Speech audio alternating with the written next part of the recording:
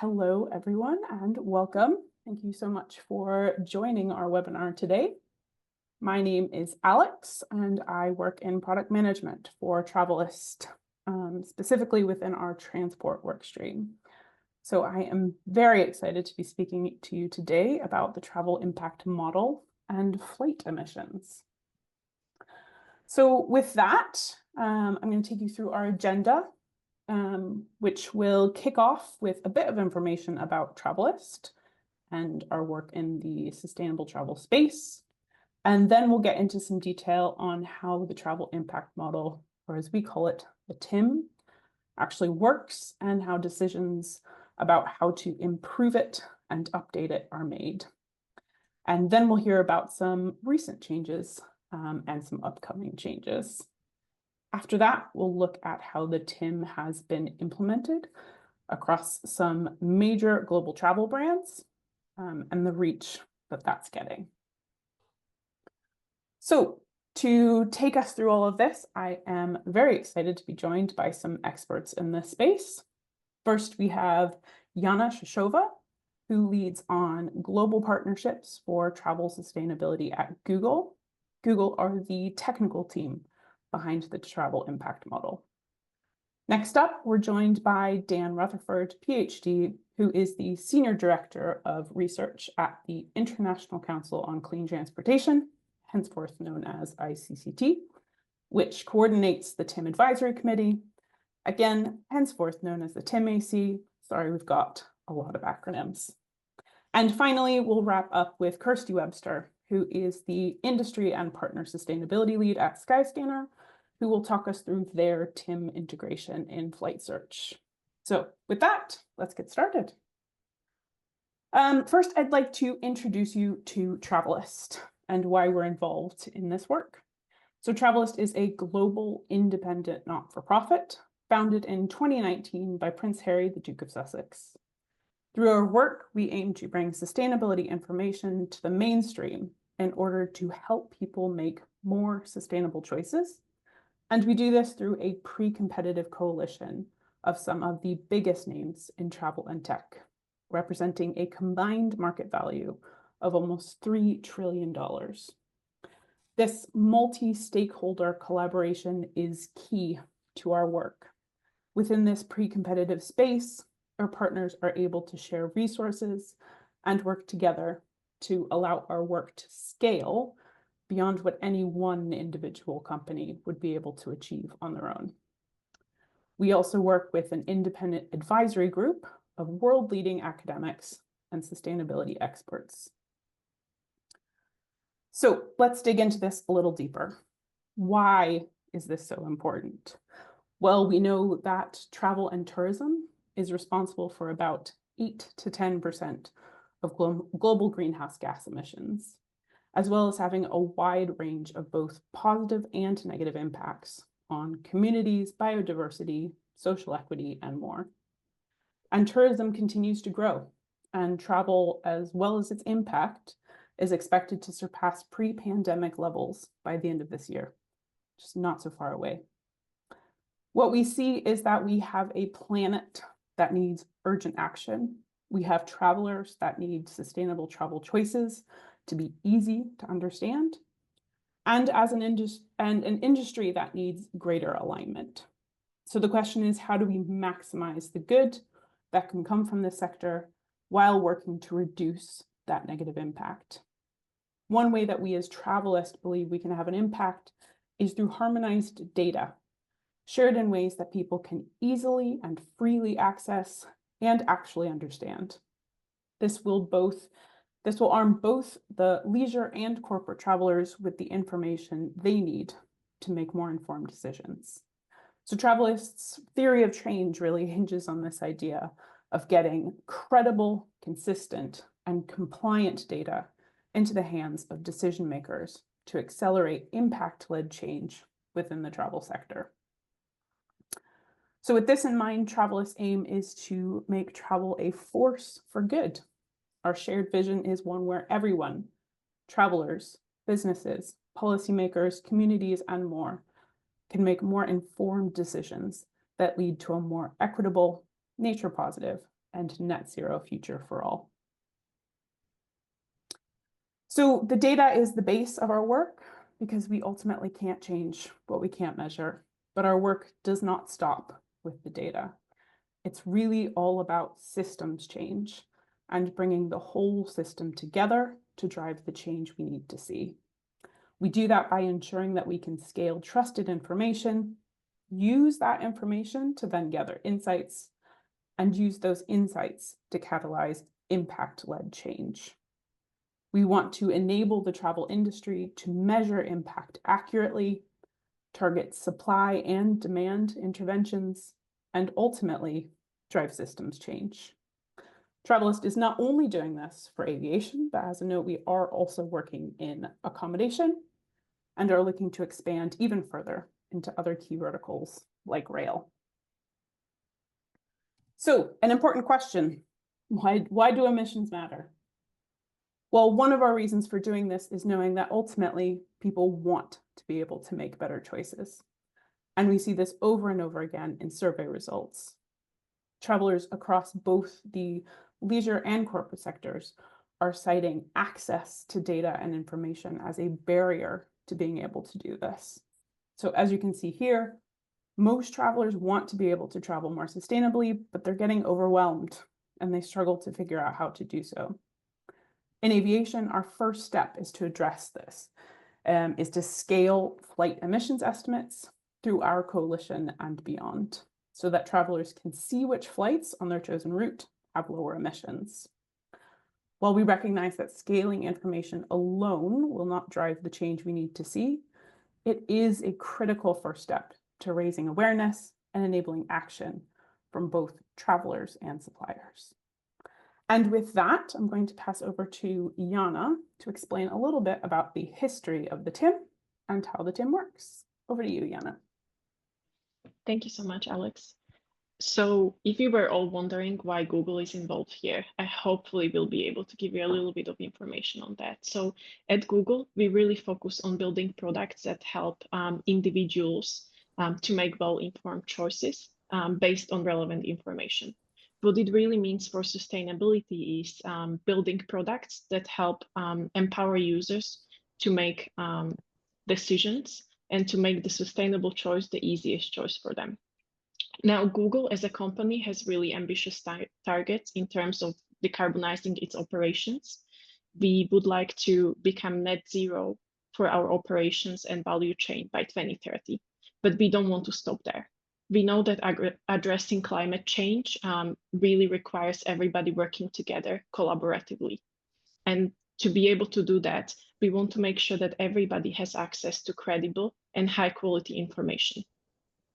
Therefore, not only we have targets for decarbonizing our own operations, but through our products, we are also looking to empower individuals, governments, and also companies to help reduce 1 gigaton of CO2 equivalent emissions annually by 2030. Now, one of the industries that we are focusing on is travel. The reason being is that we have seen an increase, more than 100% increase in search terms related to sustainable travel. And this combination with our ambitious climate goals led us to include emissions information on Google Flights back in 2021. Now, when we decided to include emission information on Google Flights, we have looked at 1,000 different emissions calculations, but we couldn't find one that would be transparent in a way of the calculation working, that would be consistent in treating different airlines. It would be precise in recognizing differences between flights, and it would also be freely available to everybody. And that's how Travel Impact Model was born. A model and methodology that is non-commercial, it's free for everybody to access, it's consistent, precise, and transparent. So once we put emissions information on Google Flights, we also knew that travelers are not only searching for flights on Google Flights, but also elsewhere. You'll know this as a traveler when you're looking to book your trip or your flights. You might be doing research on different sites, on different platforms. And if you're looking and considering sustainability information as well, you know that if you're seeing different messaging, then it creates confusion and it creates mistrust. So we know that consistent information is really the most important thing. And that's why we decided to join the Travalyst Coalition to be able to help standardize emission information across travel industry. In the Travalyst Coalition, we work very closely with other coalition partners who really help us to develop the travel impact model further and provide us feedback when it's necessary. Next slide, please. So to give you a little bit of an overview of how travel impact model works, to be able to compute emissions, we use schedule data from sources like ORG and Cerium and European Environmental Agency data to arrive on, to compute distance flown and fuel burn. This is what we called first order fuel burn effects. Then we use the combination of CORSIA and ISO factors to convert the fuel burn into CO2 equivalent emissions. CO2 equivalent emissions include life cycle emissions from production and delivery of fuel. What travel impact doesn't include at the moment is warming effects produced by short-lived climate pollutants such as contrails. However, Dan will talk to you a little bit in a second about how we are looking to address this. In the next step, to arrive at passenger level emissions, team uses seed information from scheduled data combined with seed multipliers from IATA RP 1726 to compute equivalent capacity of the aircraft and assign emissions per seat. In the final step, to arrive on passenger level emissions, we use load factors from sources like CH Aviation and T100 data from the US Bureau of Transportation. And this is what the output of the travel impact model is passenger level emissions split by well to tank and tank to wake. And these include life cycle emissions. Next slide, please. So if you ever search on Google Flights or are familiar with emissions display on Google Flights, you know that to put emissions into context and help you understand the emission information, we label flights as being lower, average, or higher emitting. In order to do this, we use a methodology that is a supplementary methodology to the travel impact model, and we call it typical flight emissions. So typical flight emissions are median emissions for a flight between given origin and destination. So to be able to compute the batches on our end, we compare the estimated emissions for a given flight using the travel impact model to these typical flight emissions. So the typical flight emissions methodology is published on GitHub, same as the travel impact model. So it's fully transparent. It can be reproduced and everybody can also access it. Some of the Travalyst Coalition partners also use the typical flight emissions. And if you ever would like access to it, or if you have any questions about it, you can contact us through the travel impact model website. And last but not least, just to give you a little bit of information about what is included and where you can find or access travel impact model. So there are 3 ways of accessing travel impact model. The first one is public API. So you just need to create an API key and you can go ahead and start using the travel impact model. Second, if you are using Google Sheets, you can use the Google Sheets add-on to access the emissions information. And third, if none of these options works and you would like a full access to the full data set, you can contact us and we can set this up for you via SFTP. To be able, so you understand what information you're actually going to be receiving when you access the travel impact model. You will be accessing passenger level emissions that are split per class, well to tank and tank to wake. The emission information is available 1 year ahead, so 365 days from today. And the information is also updated daily. We have also, to drive further transparency, developed a travel impact model website where you can see a public-facing emissions calculator. And in this calculator, you can input any commercial flight and it will return emissions breakdown for you. But what is even more important is it will return data attribution and information of all the data sources that went into calculation for this specific flight, which I think is pretty cool. So that's it for me. Thank you so much, Yana.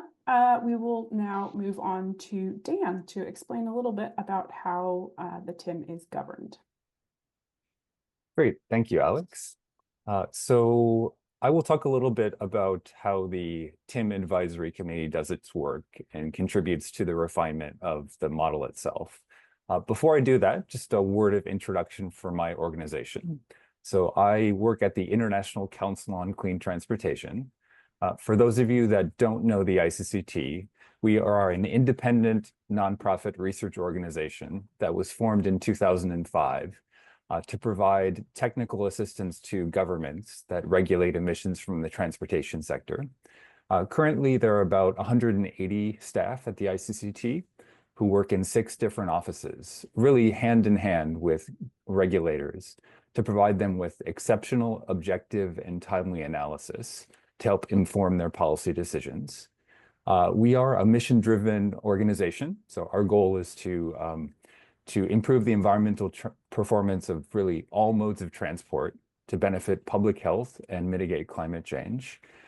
The research that the ICCT is best known for is work from my colleagues in our Berlin office, who commissioned the first research that helped uncover the Volkswagen Dieselgate scandal, and from there have been instrumental in helping push forward electrification of the road sector. Personally, I've been working in this space for about 15 years, first as a technical advisor to the UN Civil Aviation Organization, and then more recently working on a variety of issues, including net zero roadmaps, carbon emissions disclosure, and also supersonic emissions. Next slide. So what is the TIM Advisory Committee? This is an advisory group that was formed in June of last year to help refine the travel impact model and to make it the most accessible, accurate, transparent, and comprehensive model for providing emissions disclosure to consumers. Currently, it has 10 members, plus the Secretariat and Google's participants. 8 of those members are voting members drawn from industry, civil society, and academia. We also have 2 observers that represent governmental organizations that are also working in this space. The TIM AC meets on a quarterly basis to review research and make recommendations to improve the travel impact model. We meet in person once per year. And then the other 3 meetings in a year are quarterly and online. And again, as I mentioned, the ICCT serves the purpose of being the technical secretariat. So we create and compile research that is used to generate recommendations for improving the model. Next slide. So who's on the advisory committee? This represents the current membership of the TIM AC. As you can see, we're really blessed with having a fantastic group of advisory committee members, all of them who are experts in their field. So you'll see representatives here of airlines, civil society organizations that work on aviation emissions, and also prominent academics in their field. We also have, as I mentioned, 2 observers, non-voting observers, one representing the European Union Aviation Safety Agency and the Federal Aviation Administration. So this is a really, really fun group for me to work with. And as I'll show in a second, they've made material contributions to the refinement of the model over time. Next slide. So one of the first things we did in the TIM AC was we defined 7 operating principles that guide the refinement of the model over time. I'll walk you through each of these. Some of them are quite self-explanatory, while some require a little bit of explanation. Obviously, we want the the travel impact model to be as accurate as possible. And this really focuses on validating the model, both baseline and any changes to the model, using real-world fuel burn data. We also want the model to be as precise as possible. Now, precision has multiple definitions, but here we're defining it as being able to distinguish between more and less emitting flights. It is quite possible to have a model that is accurate, but not precise. So imagine a case where you have a really good average emissions value, but you apply that emissions value over a large number of flights. And in doing so, you fail to distinguish those flights that are sort of above average and below average. So that's something I think is fairly unique with the travel impact model, that we're trying to be both accurate and also precise in distinguishing between those types of flights. We are working to make it as comprehensive as possible. People who know this space know that carbon dioxide is only part of the problem. Short-lived climate pollutants like contrails and cruise NOx are actually believed to warm the Earth about as much as CO2. And most emissions calculators do not yet account for those effects. So we are moving in that direction. We want the model to be future-proof across new technologies and aircraft designs. Currently, 99.8% of energy in the aviation sector is based on fossil fuels. However, there's a lot of work to develop alternative jet fuels, including sustainable aviation fuels and hydrogen. And we want to make sure that the model is robust across those technologies as well. As Jana mentioned, there's a big push to make the TIM as transparent as possible. That's why we provide as much information as possible on the methods, data sources, and assumptions. And one big push right now is to publish as many technical briefs as possible that describe the rationale and logic behind model changes. I'll come back to that in a second. We want the model to be consistent and treat all airlines and industry stakeholders fairly. And also, it's important that the model be accessible and free to all users. Next slide. So I mentioned that the TIM AC is meeting quarterly. We've just wrapped up our 7th meeting, which was a virtual meeting last week on Wednesday and Thursday. This slide outlines some of the key meetings and decisions that were made at those meetings. So as I mentioned, we kicked off with our first in-person meeting in summer of last year. And there we were really focusing on the comprehensiveness of the model. So one of the first things the TIM AC recommended was to shift from only a carbon dioxide accounting basis to cover all of the 6 Kyoto greenhouse gases. It also recommended that we adopt well-to-wake emissions accounting that incorporates the energy use and emissions from fuel production.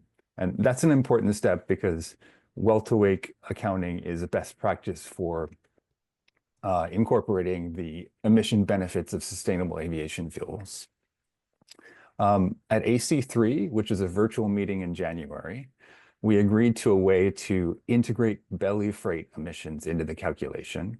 At that time, the version of the travel impact model in use it didn't properly correct for extra fuel burned due to the carriage of freight on passenger aircraft. And in doing so, it was a little bit inequitable across aircraft types. So we finalized a method for belly freight emissions accounting at AC3. At our second AC5 meeting, we made a couple of big decisions. We finalized an approach for factoring in real-world operational data in the form of a distance correction factor. And we also agreed to shift the fuel burn model from the European Environment Agency 2019 version model to a EEA 2023 model. And this was a really big step for us. Along with a distance correction factor, this change reduced the underestimation of a fuel burn by about 1/2, from an average of about 8% to an average of 4%. So that was a big step forward in terms of model accuracy. And then at our meeting last week, we digging in pretty deep on two issues. One was the treatment of short-lived climate pollutants, particularly contrails. Tricky issue, but very, very important to get right. And we've also made progress on investigating other fuel burn effects beyond aircraft type and stage length that also impact fuel burn. So this includes the payload carried on a flight, engine variants, aircraft age, and other factors. Next slide.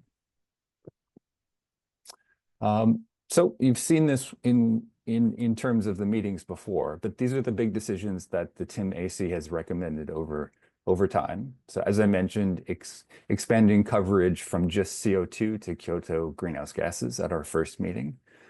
Also incorporating greenhouse gas emissions due to fuel production in order to credit sustainable aviation fuel uptake in the future. We've integrated belly cargo into the calculation. We've further improved the accuracy of the model by updating to the EEA 2023 version. And then finally, at our second in-person meeting, we decided to really prioritize transparency to make sure that the public has concrete information for why the model refinements are being made. So if you go on to the Travel Impact Model website now, you'll see 4 technical briefs that summarize the research that informed the TIM-AC decisions. If you bookmark that webpage, you're going to see an expanding number of technical briefs that we'll be producing to keep people up to date on the rationale for TIM-AC decisions. Next slide. And then next slide. So where do we go from here? As I mentioned, we're continuing to refine the fuel burn model in the TIM to capture as many second-order effects as possible. A big one for us is short-lived climate pollutants. So we know that these are very, very important.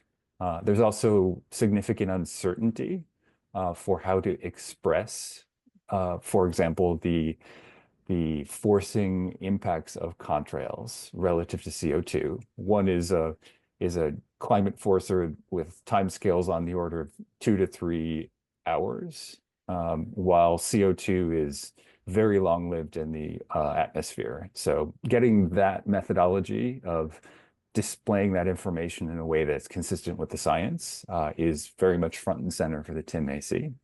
And then we have the issue of sustainable aviation fuel accounting. So we took the first step in shifting from a tank-to-wake to a well-to-wake accounting basis.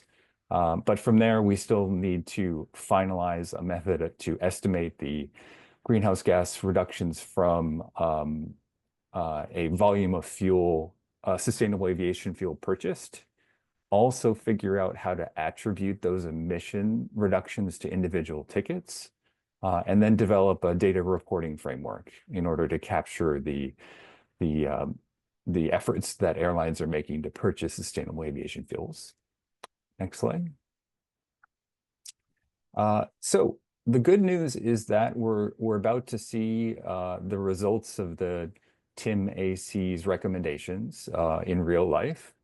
So the second version of the travel impact model is going to be launched next month. That's on January 15th, 2025. And these are the concrete changes you will see on the model.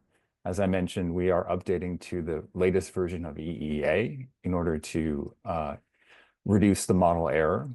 We are introducing a distance correction factor to take into account that flights do not strictly fall on Great Circle distance between airports, and then implementing the approach to control for the extra fuel burned on carriage of belly freight in especially wide-body aircraft. So you can look forward to those refinements in about 1 month's time. Next slide. And I think I turn it back to Alex. Thank you so much, Dan. Great. So now you've heard quite a bit about the data, how it's generated, how it's governed, but the important bit is how it actually gets in front of travelers.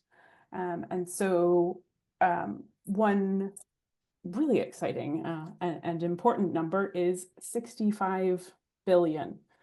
So in September, we announced that thanks to the efforts of Travalyst and our partners, flight emissions estimates have been seen in over 65 billion searches worldwide.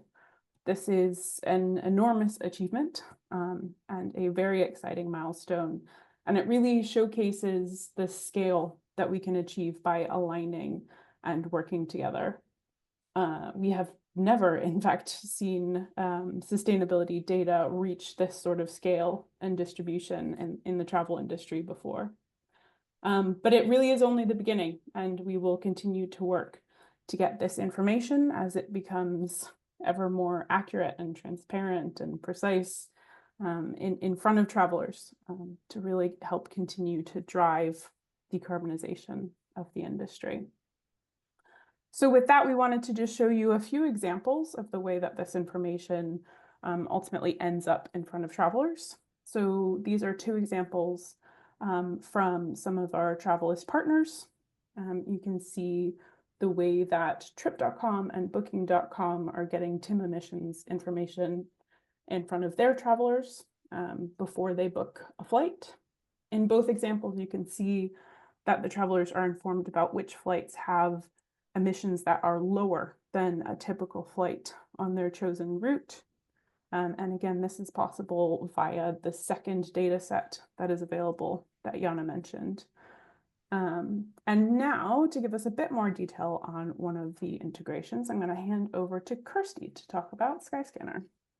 Okay, thanks, Alex. Good afternoon, everyone. My name's Kirsty. I'm the sustainability lead at Skyscanner. So firstly, just want to thank Travalyst for allowing me the opportunity to speak today and share a bit about Skyscanner's journey. So we actually started showing emissions back in 2019. It was our first step in increasing the environmental awareness of our travellers. And we received quite a lot of good feedback from our travellers, and it was great to see them show a little bit of excitement about the product and really just reinforce that we were heading in the right direction and that travellers really did want to see this information. In July 2022, we moved away from our own methodology and transitioned to the travel impact model. And this was a significant milestone as being part of the Travalyst coalition and really reinforced that goal of making sustainability information clear and consistent across platforms. And with the travel impact models, we're really making that easier for travellers to compare their options, make those informed choices, no matter where they start their flight search. So the way that we've integrated the emissions data, we do that at the first point of comparison. So when a traveller searches for the route, and we ensure that that information comes at a timely and relevant point to the traveller. So if you can see on the screen there, this traveller searched for a flight from London to New York, and many different itinerary options will be shown. And there's a grey banner there that says that the flight emits 10% less CO2e than a typical flight on this route. We'll have a little information button, and when that is clicked, it will expand and provide just a little bit more information on how it is calculated, and a learn more option, which takes the traveller out to our own environment site and also has links available to Travalyst and to the Travel Impact Model website, which provides additional context and additional resources for answering any queries that the traveller will have. I think the important thing to mention is that the comparison that we show is strictly flight versus flight. So we're not comparing flights to other modes of transportation, and we're keeping the focus really clear and meaningful for air travel decisions at this moment in time. And we've also been really conscious and deliberate with the language that we use. So we want to clarify that we're not labelling flights as sustainable. We're highlighting whether a flight has lower emissions than a typical flight. And we only highlight it if it meets a threshold of 6%. So this ensures that the emissions reduction is significant enough to warrant that recognition. And the approach ensures that the distinctions that we present to travellers are meaningful and reliable enough to help travellers make those informed choices. We also are seeing how it's building up carbon literacy. So many of our travellers assume that factoring in sustainability to their travel choices will inevitably mean higher costs or an added inconvenience. But we've seen that 41% of searches show a lower emitting flight option within the top 3 results. And those results are ranked by what we would say is best, which means that it factors in price, the duration of the flight, the number of stopovers, but we're really kind of showing that that's a powerful way to demonstrate that being mindful of emissions doesn't necessarily mean compromising on other priorities as well, which is great to see. Finally, for any of our partners that are using our B2B API, the emissions data is fully available through that, and we highly encourage anyone to use that if they're on our B2B API. And also feel free to reach out if you want any further information on that, because obviously we're wanting to support Travalyst and support the travel impact model and extending the reach that the TIM obviously has already. And we want to enable as many platforms as possible to provide that consistent sustainability information to as many users as they can. So thank you very much. Perfect. Thank you so much, Kirsty. Right, a couple of next steps to close off here. So first of all, if you'd like to learn more about the TIM, you can visit travelimpactmodel.org. There you'll find a lot more detail, as well as a contact us form to get in touch if you have any questions or want to put through a request to get access to the data. That's the best way to reach out.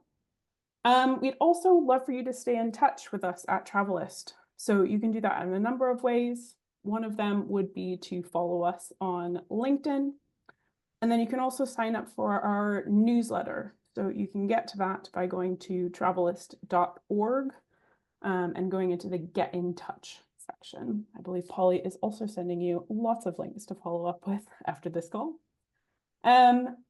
If you do that, we'll keep you updated with news from all of our work across the travel industry, and additionally let you know about any other upcoming events and webinars. The hope is to continue doing webinars to make sure the industry can stay informed about what we're doing, looking to possibly do a corporate travel focused webinar at some point, sort of summer-ish of next year. So especially if you have any corporate travel questions, please do let us know so we can cover that. And with that, thank you so much for joining us today. Do keep an eye out on your email. So we'll be sending you the recording as well as an informational pamphlet, and you can use those to share with anyone else in your organization who might be interested in learning about the TIM, or to review yourself. I know we've thrown a lot of information at you today, so you can take some time to digest that before you come back to us with questions. We'll also be including a quick survey to help us gather both feedback as well as questions that we can either get back to you quickly on or address in future webinars. And so just as a final note, we really do want to emphasize that it's not just the data that matters. Obviously, we want to make sure we've got the best data that we can provide, but also the distribution and the scale of it is so critical. We want to make sure that all travelers have access to credible, consistent, and compliant data when making their travel choices. And we can only do this if we work together as an industry to maximize impact. So we would love for you to join us in this work. So please do get in touch. And thank you very much, and hope you have a wonderful morning, evening, afternoon, wherever you are. Thank you so much, everyone. Bye-bye.